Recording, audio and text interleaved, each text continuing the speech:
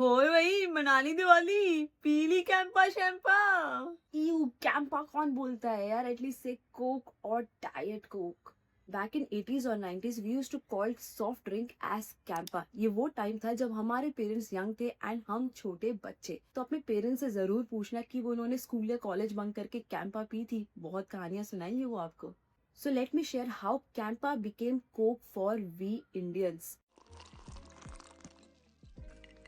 ये कहानी स्टार्ट होती है 1950 से।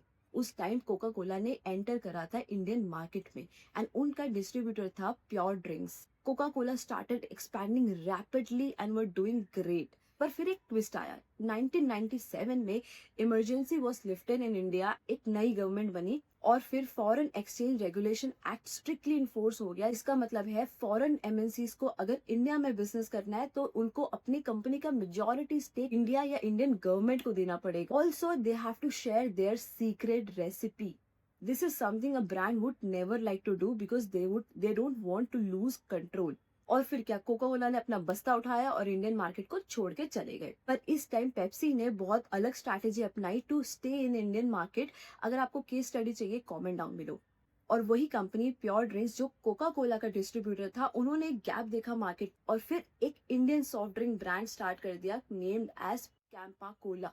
पर कहानी यहाँ खत्म नहीं होती है। इन 1990 इंडियन लिबरलाइजेशन एक्ट के अंडर एमएनसी फिर से इंडिया में वापस आ गए and they didn't really have to share their company stake with India और इंडियन गवर्नमेंट।